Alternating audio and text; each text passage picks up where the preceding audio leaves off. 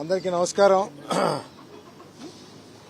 ఈరోజు గౌరవనీయులు ఆంధ్ర రాష్ట్ర గవర్నర్ గారిని మేమందరం కూడా వైఎస్ఆర్ కాంగ్రెస్ పార్టీ తరఫున మేము కలవటం జరిగింది.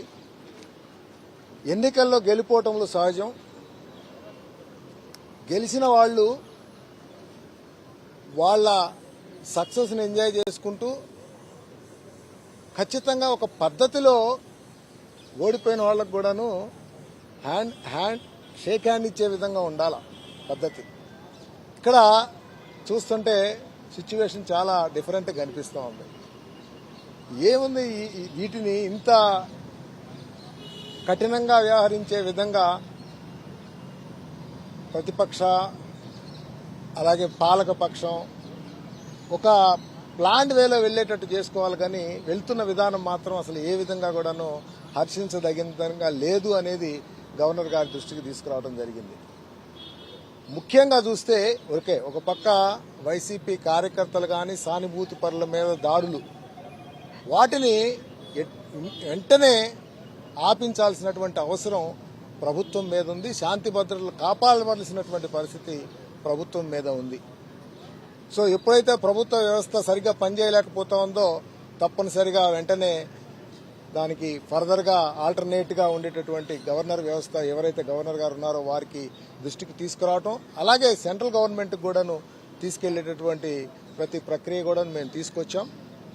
దీని ద్వారా ప్రజలందరికీ మీడియా ద్వారా మేము తెలియజేయాల్సింది ఏంటంటే, మీరందరూ గమనించండి ఏ విధమైనటువంటి ఎత్తిపోకళ్లతోటి ఈ గవర్నమెంట్ పనిచేస్తోంది అనేది చూడాలి. తప్పనిసరిగా ప్రస్తుతం నడుస్తున్నటువంటి ఈ అగ్రెషన్ అన్నింటినీ కూడా స్టాప్ చేసే విధంగా గవర్నమెంట్ పనిచేయాలని చెప్పి ముఖ్యమంత్రి గారిని కూడా నేను కోరుకుంటా ఉన్నాను. అలాగే మీ ద్వారా ప్రజలందరికీ కూడాను చెప్పి ఇలాంటి ఎక్కడైనా కానీ ఈ అగ్రెషన్ జరుగుతున్న కాడ ఆపే విధంగా అందరం కూడా కలిసి పనిచేసుకోవాలని చెప్పేసి తెలుగు రాష్ట్రాల్లో ఎస్పెషల్లీ ఆంధ్రప్రదేశ్లో ఎన్నికలు అయిన తర్వాత వస్తున్నటువంటి ఈ హింసాత్మక ధోరణి కొనసాగకూడదు.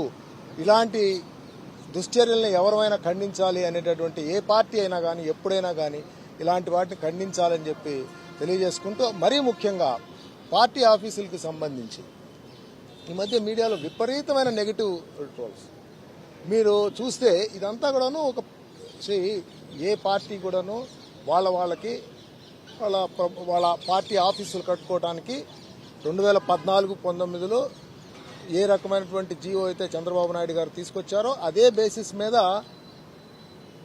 మా వైఎస్ఆర్ పార్టీ కూడాను ల్యాండ్స్ అన్ని అలాట్ చేసుకోవడం జరిగింది. అలాట్ చేసుకున్న తర్వాత ఒక ప్రక్రియ ఉంటుంది.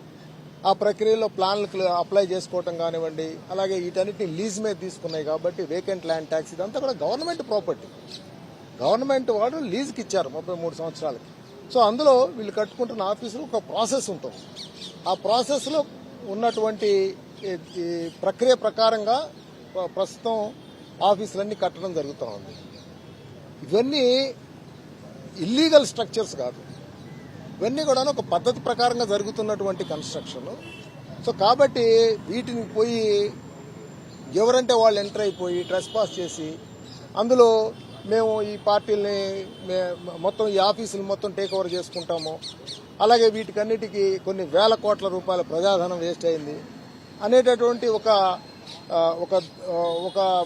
Negative campaign, too much negative campaign. అందరు కూడా మేము పార్టీ తరఫు నుంచి ఒక మాట చెప్పదలుచుకున్నాం.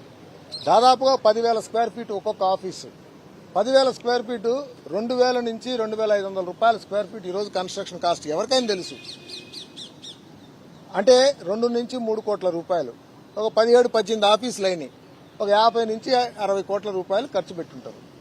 దీనికి ఒక పెద్ద అసలు దాన్ని చూస్తే ఒక 500 కోట్ల నుంచి 5,000 కోట్ల దాకా ఏందో ప్రజాధనం దుర్వినియోగం చేసినట్టు, అన్ని దొంగ పనులు చేసినట్టు, అంటే ఎంత నెగిటివ్ క్యాంపెయిన్ చేసేసి ఒక భయానకమైనటువంటి వాతావరణం క్రియేట్ చేసే విధంగా సిచ్యువేషన్స్ నడుస్తూ ఉన్నాయి. తప్పనిసరిగా వీటన్నిటినీ ఆపించాల్సినటువంటి అవసరం ఉంది. ఎందుకంటే ఎవరైనా ఇప్పుడు తెలుగుదేశం పార్టీ వారైనా వైఎస్ఆర్ పార్టీ అయినా ఎవరైనా కానీ వాళ్ళ పార్టీలు నడుపుకునే విధానాల్లో వాళ్ళకు ఒక ఇన్ఫ్రాస్ట్రక్చర్ కట్టుకుంటారు. ఆ కట్టుకునే విధానము, దాంట్లో వాళ్ళ ఆఫీసులు నడుపుకునే విధానం, వీటన్నిటికీ ఒక ప్రాసెస్ ఉంది. దాన్ని డైల్యూట్ చేసే విధంగా ఈ విధంగా చేయటం వ్యవస్థకు మంచిది కాదు, సమాజానికి మంచిది కాదు. సో దయచేసి అందరూ కూడాను తెలుసుకోవాలని కోరుతున్నాను. ఈ రాజభవనాలు పిచ్చి ఏంటి ఇవన్నీ కూడాను అలాంటి పిచ్చి మాటలు చెప్తా ఉన్నారు. ఏదైనా కానీ ఒక పబ్లిక్ బిల్డింగ్ కానీ పార్టీ బిల్డింగ్ కానీ దానికి ఒక ఇన్ఫ్రాస్ట్రక్చర్, దానికి ఒక ఎలివేషన్స్ ఉంటాయి. ఇప్పుడు మన గవర్నమెంట్ బిల్డింగ్స్కి వస్తే గవర్నమెంట్ బిల్డింగ్కి ఒక ఎలివేషన్ ఉంటుంది, అలాగే పార్టీ ఆఫీసులకు కూడాను ఒక ఎలివేషన్ ఉంటుంది.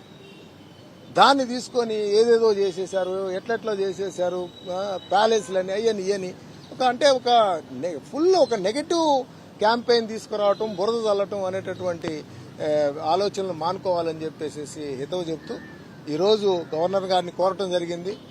ఎక్కడా కూడాను మా కార్యకర్తల మీద జరిగేటటువంటి దాడులను ఆపించాలని, అలాగే మా బిల్డింగ్స్, మేము కట్టుకుంటున్నటువంటి మా పార్టీ ఆఫీసులు ఎక్కడా కూడాను వాటి మీద దాడులు జరగకుండా మీరంతా కూడా వ్యవస్థని కంట్రోల్ చేయించే విధంగా ముఖ్యమంత్రి గారికి, ప్రభుత్వానికి మీ ద్వారా తెలియజేసుకోవాల్సి వస్తుంది అని చెప్పి తెలియజేయడం జరిగింది.